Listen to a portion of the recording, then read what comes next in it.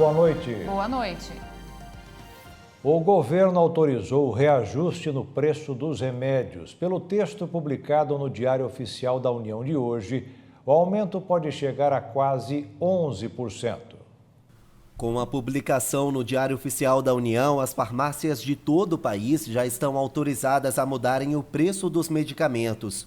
Em nota, a Câmara de Regulação do Mercado de Medicamentos afirmou que o reajuste acontece todos os anos e vale para acompanhar os índices da inflação. O aumento é de 10,89%. Já o governo federal afirmou que a inflação sofreu alta por conta dos conflitos entre a Rússia e a Ucrânia. Com a publicação no diário, os remédios se juntaram aos alimentos e aos combustíveis e entraram na lista de produtos que tiveram alta nos preços por conta da guerra. Mas segundo o Sindusfarma, o Sindicato da Indústria de Produtos Farmacêuticos, isso não significa que a conta na farmácia já subiu, porque ainda vale a lei da concorrência. Por isso, a dica é não esquecer de pesquisar o valor dos remédios em pelo menos 3 farmácias. Com esse orçamento, é possível saber onde o produto estará mais barato. E o governo federal aprovou nesta sexta-feira o primeiro remédio para tratamento da Covid-19 no SUS. O repórter Kleber Werneck traz mais detalhes. O nome é Baricitinib e a medicação é usada para o tratamento de artrite reumatoide. É o primeiro remédio contra a Covid-19 a fazer parte da lista do SUS, o Sistema Único de Saúde. A medida foi publicada no Diário Oficial da União desta sexta-feira, na manhã desta sexta-feira. O governo federal, no entanto, não informou quantos pacientes devem ser beneficiados, nem o preço que a medicação terá para a compra. O que se sabe é que o produto é indicado para pessoas adultas que estejam internadas, fazendo uso de máscaras e também catéter nasal. De São Paulo, Kleber Werneck. A cloroquina não é eficaz para prevenir a hospitalização de pacientes com Covid. A conclusão é do maior estudo ambulatorial feito até agora no mundo, com a participação de 56 institutos de pesquisa brasileiros e dos hospitais Oswaldo Cruz, Albert Einstein e Sírio-Libanês. 1.300 pacientes escolhidos tomaram cloroquina ou placebo, que é um comprimido sem qualquer efeito. O nível de internação nos dois grupos foi praticamente igual. O Brasil é o 4º país que mais aplica vacinas contra a Covid-19 no mundo. Até o momento são 415.726.535 aplicadas. Delas, mais de 78.812.000 são as de reforço. E agora vamos conhecer alguns dos vitoriosos que superaram sintomas da Covid depois que se apoiaram no poder de Jesus. Começando um novo mês de 2022, o jornalista Anderson Nascimento vai contar alguns desses testemunhos. Boa noite, Anderson, é com você. Olá, boa noite. Sexta-feira chegou e mais uma semana que podemos observar o poder de Deus agindo em tantas pessoas em todo o Brasil e no mundo, através do SOS da Fé. Aqui no Placar da Vida eu trago a história da Marilene Mafra, de Santa Catarina, que há 2 meses a amiga ficou internada com o vírus, mas ela intercedeu pela amiga e a amiga hoje está bem de saúde. O Manuel de Pontes, de São Paulo, estava com os sintomas da Covid e após as orações, ele ficou curado. E a Carmen Sardinha, do Rio de Janeiro. A Carmen, ela intercedeu por 2 pessoas da família que estavam com a Covid. E, para a glória de Deus, ela celebra na mensagem: eles receberam a cura. Placar da Vida sempre ajuntando mais pessoas que estão livres da Covid-19. Vamos saber quantos ao todo ficaram curados até o programa de hoje? É com vocês no estúdio. Obrigado, Anderson. Neste 1º de abril de 2022, nós temos o total. Vamos ver como começamos o mês.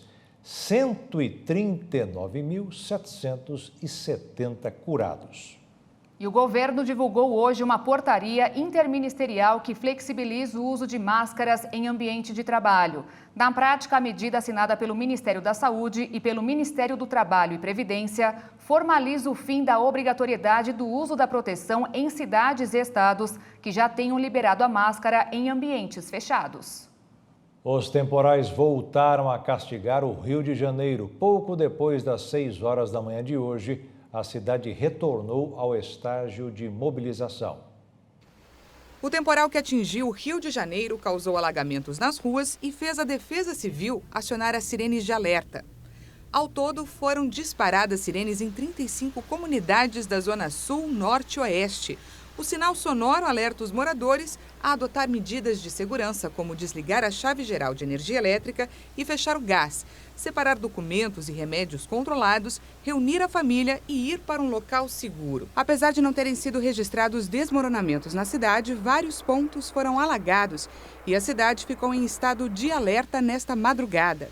Foram registradas 54 ocorrências relacionadas à chuva, como a formação de bolsões de água em vários pontos, quedas de árvores e deslizamento de pedras na Estrada da Gávea. Segundo a Prefeitura, as áreas mais atingidas foram a Zona Sul e Norte. Em Santa Catarina, hoje foi o dia da primeira temperatura negativa e geada do ano. Em Bom Jardim da Serra, os termômetros quase chegaram a 1 grau negativo ao amanhecer. O frio e a geada mudaram as paisagens locais. A vegetação ficou coberta com fina camada de gelo. Já em São Joaquim, a geada foi observada no Vale dos Caminhos da Neve, que fica a cerca de 3 quilômetros do centro do município. Na cidade, a mínima foi de 1,8 graus às 6 da manhã. Em várias cidades do estado, os termômetros não chegaram nem aos 3 graus positivos hoje cedo.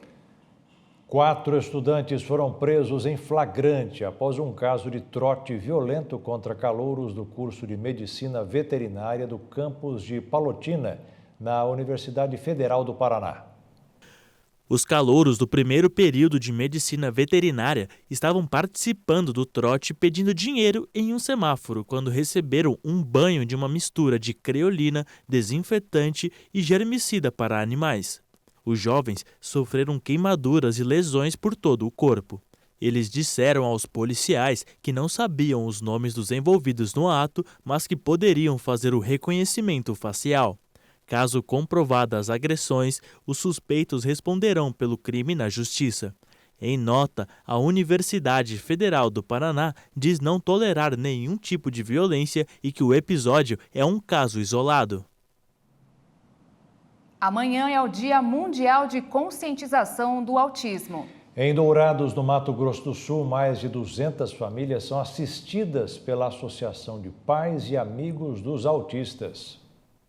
Diferente do que muitos pensam, o autismo não é uma doença, e sim um distúrbio do neurodesenvolvimento, que é caracterizado pelo desenvolvimento atípico, manifestações comportamentais como déficits de atenção, comunicação e interação, entre tantos outros.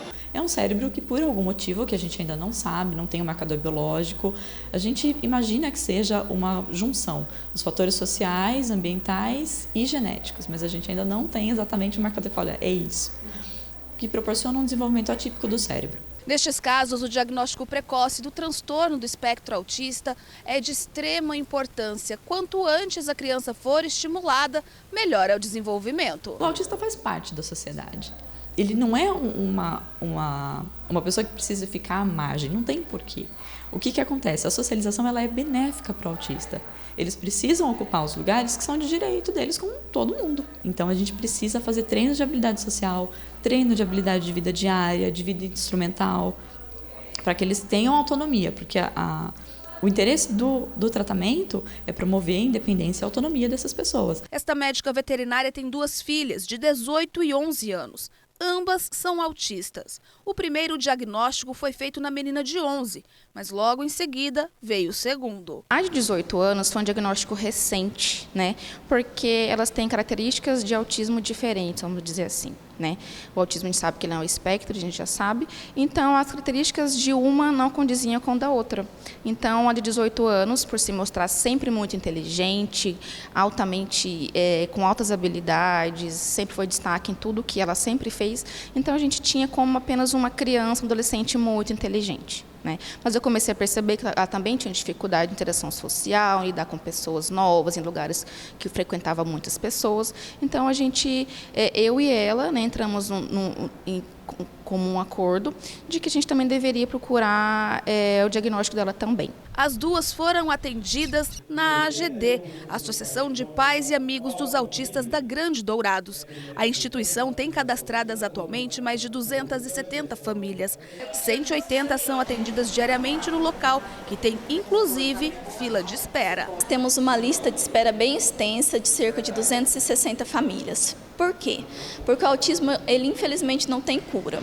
E é muito difícil a alta no diagnóstico do autismo, não que ela não exista, mas é difícil. Então, quando a criança autista entra aqui, ela normalmente permanece até a vida adulta. Porém, no momento a gente consegue atender 180 famílias e estamos buscando a ampliação da nossa sede para poder contemplar a lista de espera. A associação, que foi criada a partir da necessidade da família da Jéssica, tem diversos tipos de atendimentos especializados. Psicopedagógico, fonoaudiológico, com terapeutas que fazem inclusive atendimento familiar e também diversos tipos de atividades físicas e pedagógicas.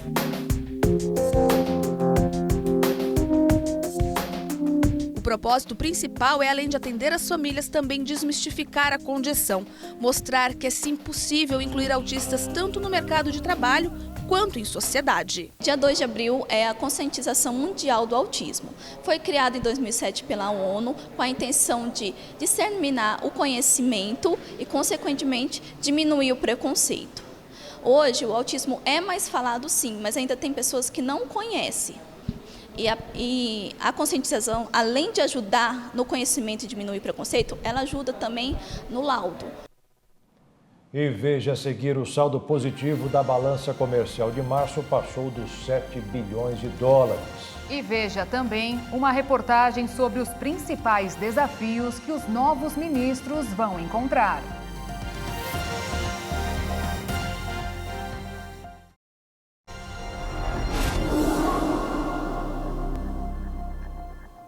Os novos ministros escolhidos ontem pelo presidente Jair Bolsonaro para substituir os que irão disputar eleições terão vários desafios pela frente. E os problemas provocados pela economia deverão contaminar quase todas as pastas.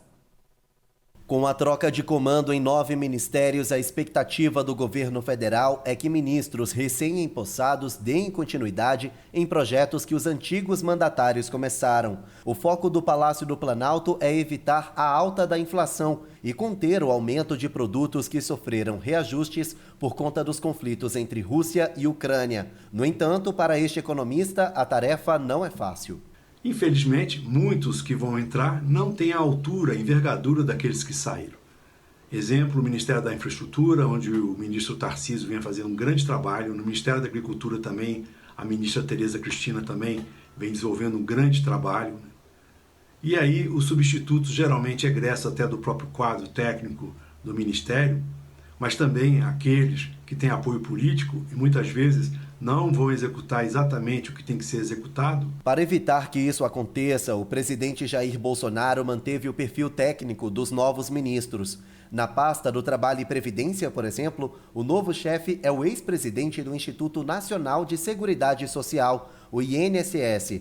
José Carlos Oliveira disse que vai investir no desenvolvimento da Previdência. Desde que nós assumimos a presidência do INSS, nós estamos trabalhando na redução das filas. Para isso, nós estamos investindo maciçamente na capacitação das pessoas, porque nós temos vários servidores que ainda não estão trabalhando na análise e alguns que trabalham na análise, mas que não conseguem produzir, às vezes por falta de capacitação. Então, a gente está investindo muito em capacitação.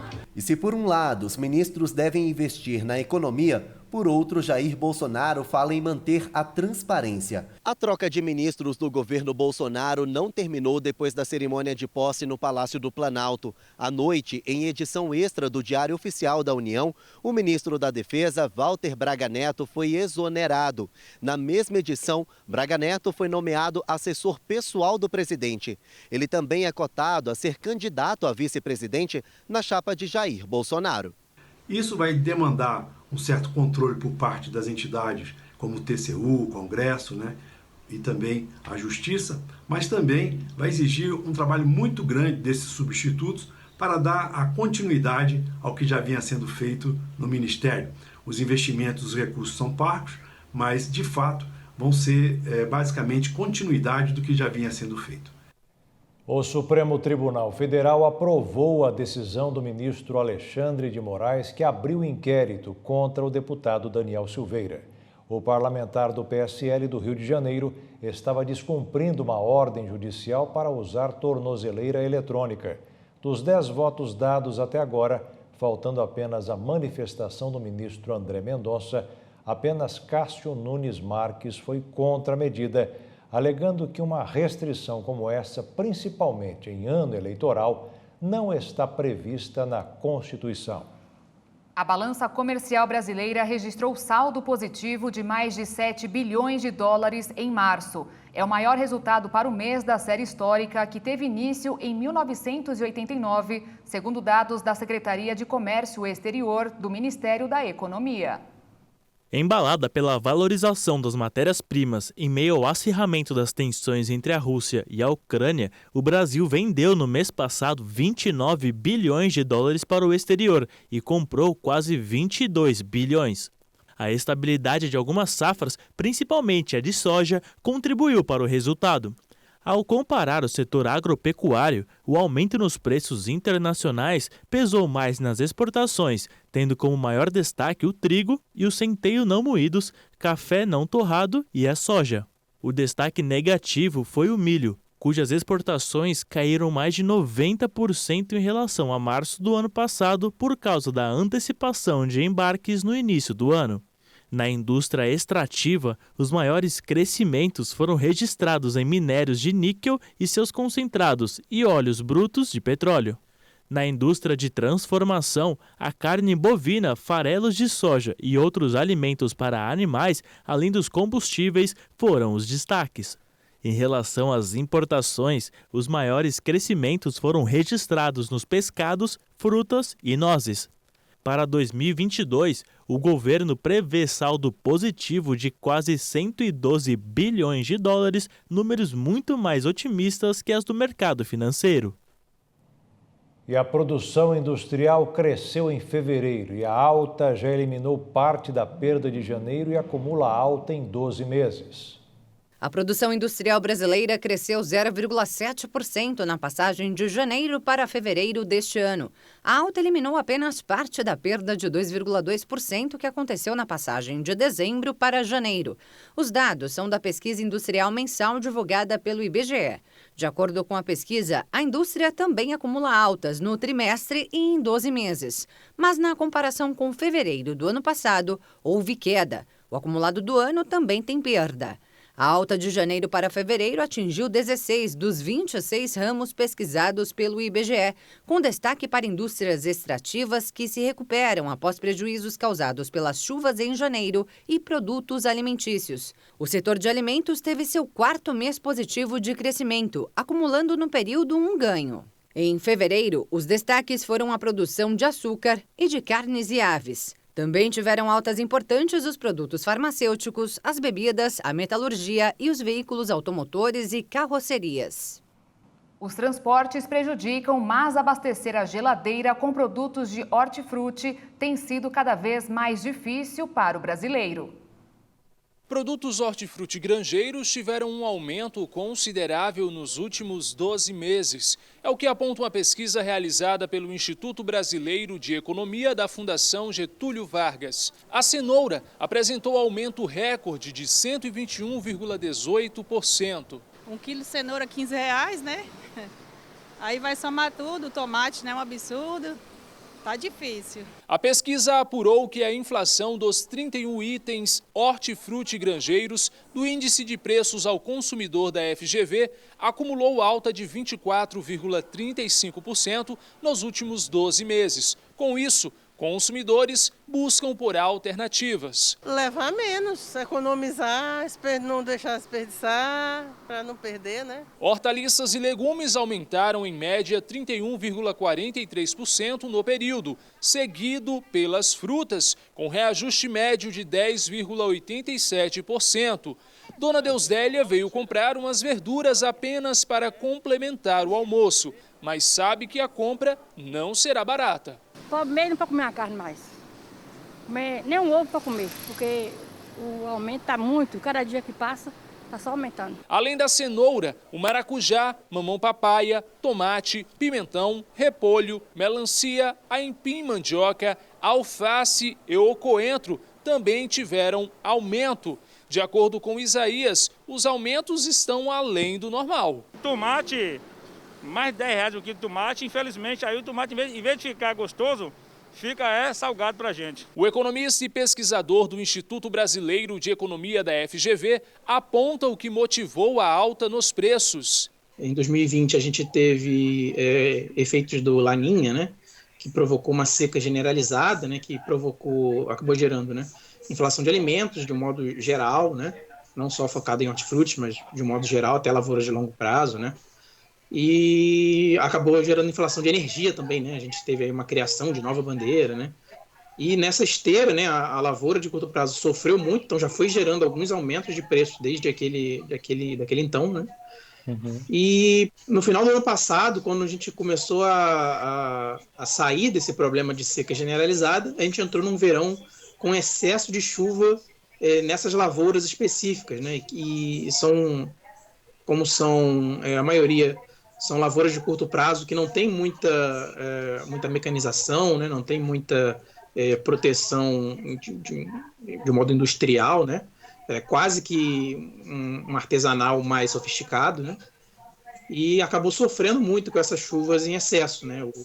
A cenoura aí foi o destaque, né? O principal produtor do país, com mais da metade da produção nacional, ali aquela zona da Mata Mineira, né? Um pouco do Espírito Santo também, e o Vale do Paraíba também um pouco, e foi uma região que choveu muito, né? O pesquisador fala da perspectiva para o futuro. Questão climática, né? A gente espera que com o final do verão, né? Essas monções aí de verão cessem, né, ou se amenizem, e aí esses hortifrutis voltem à dinâmica normal de preço, né. A gente já tem visto, né, depois do levantamento, principalmente agora no final de março, né, talvez em abril deve continuar essa tendência, né, a gente já viu alguns dessas hortaliças reduzindo seu preço, né. A cenoura, por exemplo, se a gente for medir agora, não vai estar 120%, né? Vai estar, sei lá, 80%, 70%, tá diminuindo. Frutas como morango, maçã, tangerina, mexerica, banana e limão, produzidas em áreas não afetadas pelos efeitos climáticos, apresentaram quedas nos preços. A Petrobras anunciou hoje o 4º reajuste do ano no preço do querosene de aviação. Desta vez, o aumento para as refinarias é de 18,6%. Desde janeiro, o litro do combustível subiu quase 38%, o que pressiona as companhias aéreas na hora de definir o preço das passagens. Quem também está enfrentando problemas com as altas dos combustíveis é a categoria dos entregadores de aplicativos. Atualmente, mais da metade da renda, que varia de R$2 a R$3.000, é usada para abastecer as motos. Quer dizer, praticamente pagam para trabalhar e sem direito a qualquer direito trabalhista. Um assunto para o comentário do deputado Davi Soares. Olá, Jaqueto, você sabe que hoje nós estamos falando de quase 1,5 milhão de pessoas que trabalham aí na entrega de alimentos, né, com empresas conhecidas, né, através desses aplicativos que usam esses serviços. E muito se há discussão sobre criar-se e considerá-los como assalariados ou não. O livre mercado está regulamentando aí e permite, digamos assim, a concorrência. Na Espanha aconteceu o contrário, na tentativa de assalariar essas pessoas, esses profissionais, viu-se hoje uma tremenda escassez de mão de obra. Por quê? Ao invés de continuar assalariados e ter uma parte deduzida do seu salário para contribuições sociais e impostos, a maioria das pessoas que trabalham com isso prefere permanecer, vamos dizer assim, na sua liberdade. Então, há a luta entre uma autonomia e verdadeiramente aí quem vai pagar a conta, no final das contas, dessas pessoas. E veja a seguir, a Rússia acusa a Ucrânia de atacar um reservatório de petróleo. E ainda, 6 meninas de Dourados, no Mato Grosso do Sul, vão participar de mega evento de robótica.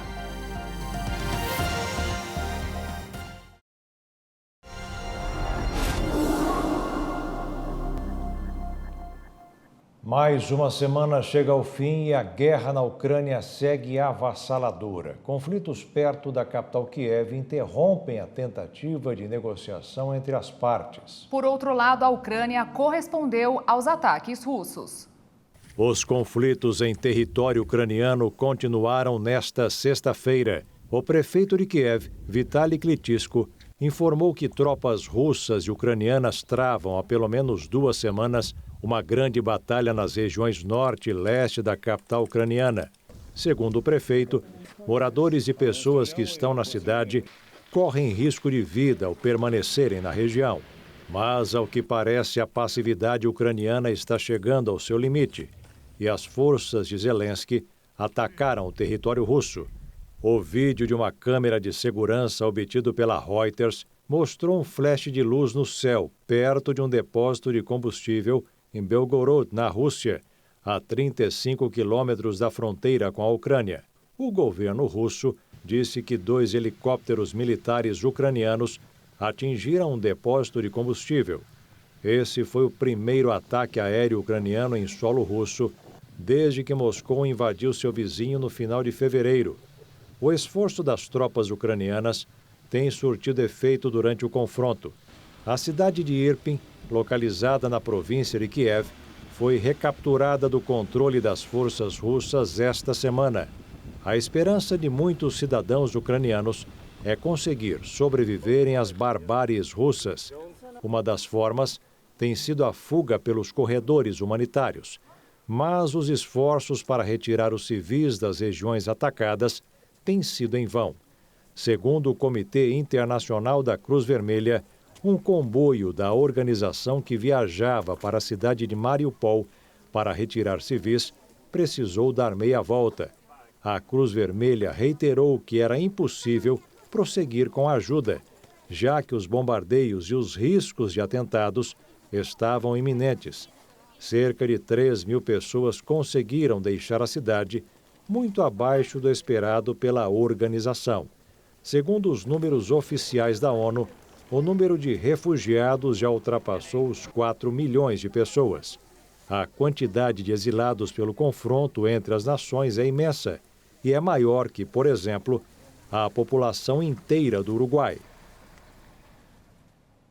O presidente Joe Biden disse nesta sexta-feira que mais de 30 países se uniram aos Estados Unidos na liberação de suas reservas de petróleo bruto para tentar estabilizar o mercado abalado pela guerra na Ucrânia. A medida foi tomada para aliviar os lares americanos diante do aumento do preço dos combustíveis em decorrência da invasão russa à Ucrânia.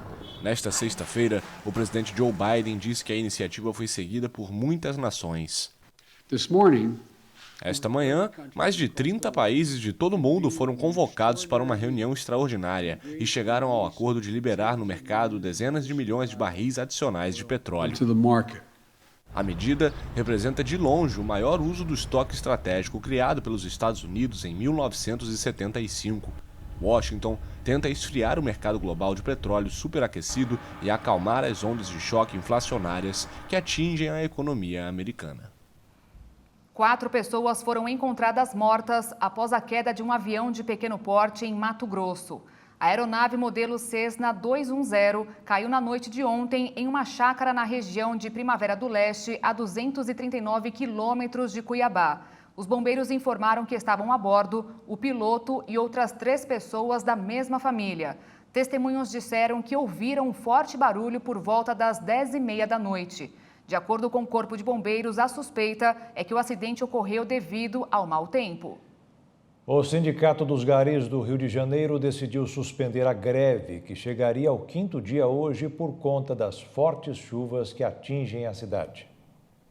A greve está suspensa até às 0h de segunda-feira, de acordo com a entidade. Nos últimos dias, a classe rejeitou uma nova proposta patronal e tinha decidido manter a paralisação. Algumas das reivindicações para voltarem ao trabalho são reajuste de 25% nos salários e ticket alimentação, conclusão do plano de cargos, carreiras e salários, além da implantação do adicional de insalubridade para os agentes de preparo de alimentos. A previsão é que as chuvas continuem no fim de semana, com predomínio de céu nublado e pancadas de chuva frequente e moderada. Mas não é esperado um temporal tão volumoso como observado na noite de ontem, segundo o Climatempo. A região de Guaratiba foi onde mais choveu, registrando 254 milímetros de chuva, um acumulado extremo para um período de 24 horas. Este valor se aproxima do volume que ocorreu em Jacarepaguá entre 8 e 9 de abril de 2019, quando a cidade vivenciou um dos mais catastróficos episódios de chuva. 81% dos presídios do estado de São Paulo estão superlotados. Os dados são de um relatório da Defensoria Pública feito com base em visitas a penitenciárias durante a pandemia. O levantamento apontou que 23 das 27 prisões que abrigam detentos em regime do Estado apresentavam superlotação e foi divulgado durante um seminário online com participação do ministro Gilmar Mendes, do Supremo Tribunal Federal. Em algumas unidades, como o Centro de Detenção Provisória de São Vicente, no litoral paulista, foram encontrados 43 detentos dividindo uma cela com capacidade máxima para 12. O sistema prisional paulista conta com 179 estabelecimentos e abriga mais de 201 mil detentos, sendo que 23% deles aguardam julgamento. Em 74% dos presídios não existe distribuição de colchões, então muitas vezes os indivíduos dormem em laminados de espuma, sem nenhum tipo de revestimento. Em grande parte deles, também não existem lâmpadas de iluminação e infestação de insetos e outras pragas são comuns. Em nota, a Secretaria de Administração Penitenciária negou que as prisões estejam superlotadas, lembrando que a população carcerária no estado diminuiu nos últimos 10 anos. A pasta disse ainda que oferece banhos quentes em todas as unidades e que preza pela dignidade dos detentos.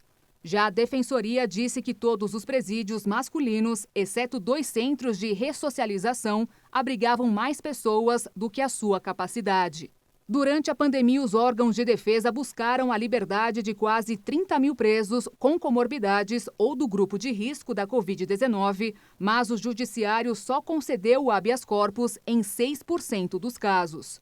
O estado de São Paulo já foi denunciado à Comissão Interamericana de Direitos Humanos no ano passado por dezenas de violações de direitos constatadas em inspeções feitas em unidades prisionais durante a crise sanitária.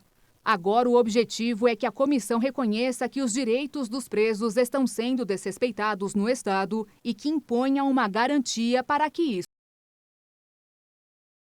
A equipe Megamentes da Escola do SESI de Dourados, em Mato Grosso do Sul, foi classificada para a etapa nacional do Festival SESI de Robótica. O evento acontece em maio, em São Paulo. Um trabalho que exige cuidado, dedicação, concentração. E olha que disso estas meninas entendem, quando a tecnologia é apenas o primeiro passo nas conquistas. Organização e superação caminham lado a lado durante os estudos. Este é o professor Wesley, ele é treinador da equipe de robótica Megamentes do SESI desde o início do projeto, em 2018. Nós avançamos bastante nessa questão da equipe, na formação dessas pessoas, e justamente nesse sentido de formação, né? A gente vê cada vez mais questão de valores que está sendo trabalhado na equipe. A gente está buscando muito questão de valores, que o torneio também da FLL traz, né? Bastante questão de valores, de compartilhar. Eles fazem web com outras equipes, vão sabendo lidar com essa diferença na própria equipe, né? Hoje nós temos uma equipe só de meninas, então esse trabalho é bem acentuado com elas e a gente está muito feliz por isso, né? Já passaram diversos alunos por aqui, alunos que já se formaram, e é realmente motivo de orgulho, né? Então esse trabalho que vem sendo feito durante esse período. A etapa classificatória deste ano aconteceu em Brasília, no Distrito Federal, nos dias 25 e 26 de março. E a equipe Megamentes aqui de Dourados se classificou para a etapa nacional, que vai acontecer em maio, em São Paulo.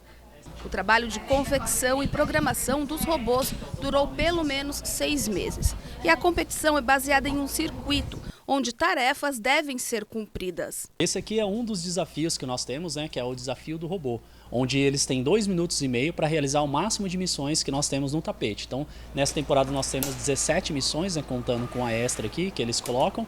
Então, os alunos constroem, programam robôs que eles têm que superar esse desafio. Além disso, eles têm que apresentar também todo o trabalho que foi feito. Então, se eles construíram um robô, colocaram sensores, fizeram alterações, aperfeiçoamento dentro da programação, do código deles, tudo isso é apresentado em uma sala, onde eles apresentam a parte do design do robô.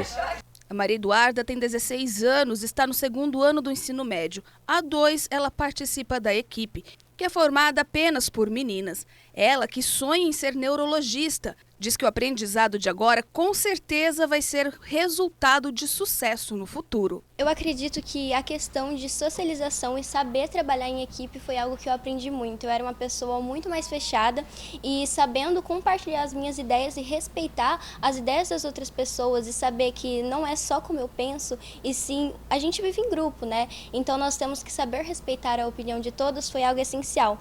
E eu creio que no futuro isso vai ser muito cordial para mim. Todo este aprendizado tecnológico faz parte da grade curricular da escola. E a equipe deste ano, formada por meninas, mostra que sim, o lugar da mulher é onde ela quiser. A gente vê que a mulher hoje ela tem esse empoderamento dentro da tecnologia muito forte, porque o grupo delas, além de todo esse trabalho, né, que o professor Welles mostrou, elas têm que criar o projeto, né? Como esse projeto ele inicia, qual é a dificuldade, eles vão para dentro de algumas empresas também observar essas empresas e ver qual é a dificuldade que essas empresas têm e trazerem uma novidade para a empresa. Olha, através do robô, da tecnologia, você consegue fazer algo diferente. E essa produção da mulher, ela tem sido valorizada também dentro desses ambientes de trabalho.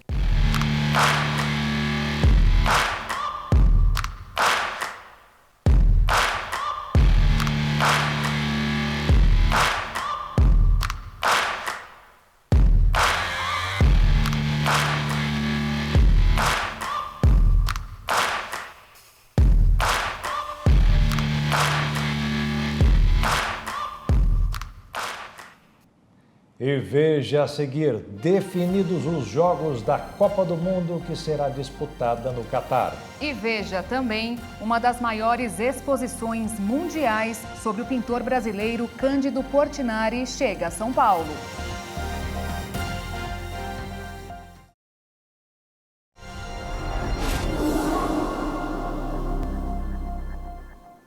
O presidente Jair Bolsonaro assinou uma medida provisória para a renovação da frota de caminhões. Esse projeto, que vinha sendo alvo de debates há 2 décadas, vai beneficiar donos de caminhões com mais de 30 anos de fabricação e também os ônibus. A ideia é que os proprietários entreguem os veículos em pontos autorizados de desmanche e reciclagem e recebam por eles o valor de mercado. Chamado de Programa de Aumento da Produtividade da Frota Rodoviária no país, é focado em retirar de circulação veículos em condições técnicas e operacionais que não atendam aos parâmetros mínimos exigidos pelas entidades especializadas e adotados pelo mercado internacional. A ideia é estimular a aquisição de veículos mais eficientes, econômicos e seguros, gerando impactos positivos na frota circulante e contribuindo para o aumento da produtividade, da competitividade, da qualidade e da eficiência da logística no país. No Brasil, são mais de 3.500.000 caminhões em circulação.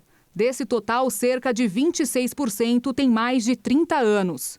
O envelhecimento da frota resulta em problemas de segurança no trânsito, ao meio ambiente e contribui para o aumento dos custos logísticos que afetam a competitividade dos produtos nacionais. Quem entregar o caminhão para reciclagem receberá um crédito entre R$20 mil se for um modelo de menor porte e de R$30 mil se for semipesado ou pesado.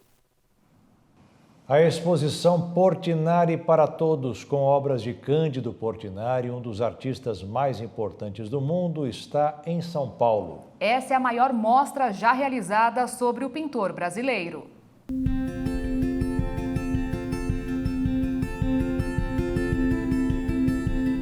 As telas de até 10 metros de altura expostas nesta sala expressam a grandeza do artista reconhecido no Brasil e no mundo.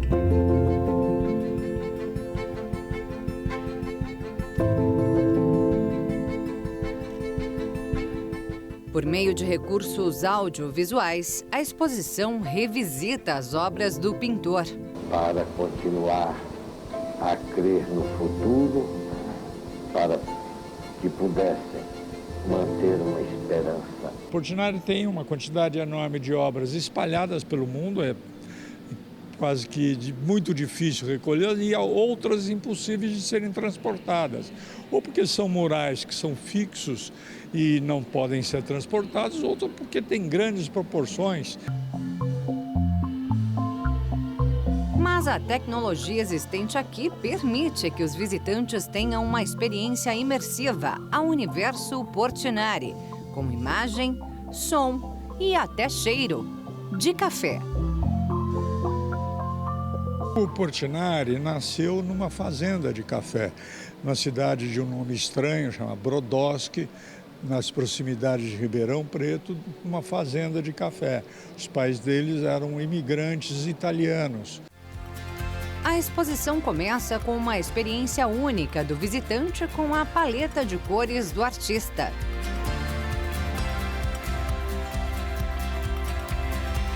No ateliê estão objetos originais usados pelo pintor, que exaltava o Brasil em suas telas.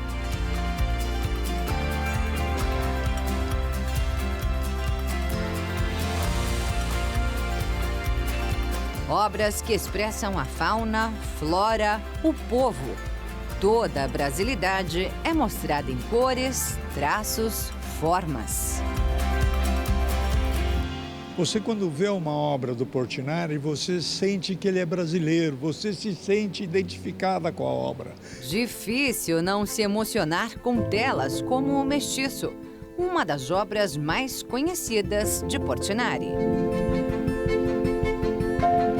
Mas o destaque são as telas Guerra e Paz, expostas aqui em detalhes, desde o esboço nesta sala. Não por acaso, o Portinari ganhou uma grande premiação pela obra, que foi dada de presente à Organização das Nações Unidas. E até hoje é uma das principais do acervo da ONU.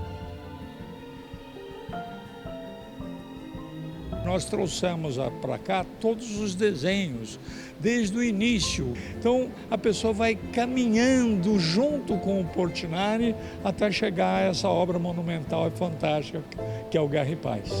Foi daí que veio a inspiração para a pintura feita pelo renomado muralista Eduardo Cobra, inaugurada junto à mostra, do lado de fora do Miss Experience. Cobra fez aqui, reproduziu uma das cenas do Momento da Paz.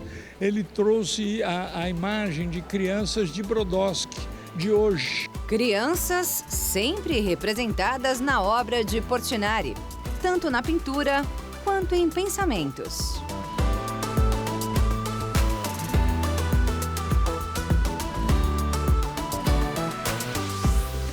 Esta outra sala é reservada aos retratos e depoimentos de ícones da arte brasileira. Amigos ilustres de Portinari, como Jorge Amado. Foi um pintor que viu o Brasil de ponta a ponta e recriou toda a sua realidade. Também nesta sala está uma maquete formada por parte dos prédios espalhados pelo mundo, premiados com murais do pintor. E um diferencial que a gente encontra aqui é a interação com as obras. É possível montar um quebra-cabeça e até pintar sobre uma tela, usando a lanterna de um celular.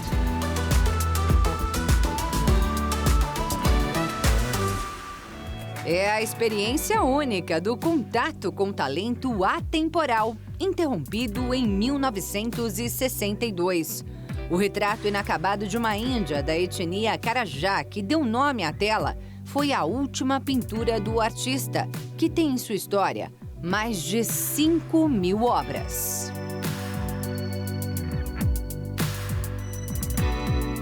Muito emocionado de ter vindo aqui, de ter visto o que eu vi aqui, de saber que o ser humano que ele foi, né? Realmente é uma honra ser brasileiro como Portinari. A mostra Portinari para Todos continua no Miss Experience até o mês de julho. Toda terça-feira, a entrada é gratuita.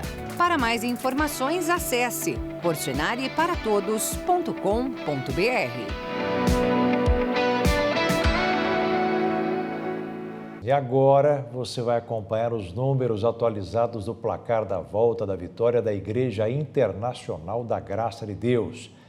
Vamos ao total de hoje, 23.108 curados. E veja como foi um dos testemunhos de pessoas que saíram vitoriosas.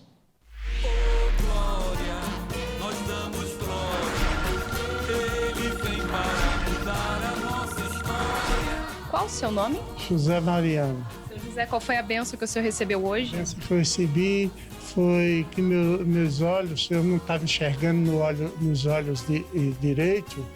E eu chegando na igreja, na volta da vitória, comecei a enxergar. Antes o senhor não enxergava completamente nada? Nada. Era como só vulto que o senhor via? Só saía uma água salgada dos olhos. E agora o senhor olhando assim, ó, lá pra frente, o que o senhor vê? Agora eu já estou enxergando o rapaz. O senhor consegue olhar para ali? O senhor consegue ler o que está escrito? Patrocinador, envelope, oferta, dízimo. Aí, ó, tá enxergando bem. A minha vista direita tava ruim mesmo, só saía lágrima. Fui curado hoje. Fui curado em nome de Jesus. Glória, nós damos glória. Ele vem para mudar a nossa história. E o Jornal das 22 termina aqui. Obrigada pela sua companhia, um ótimo fim de noite e fim de semana para você. Se cuida e até segunda. Boa noite, fique na paz. Tchau.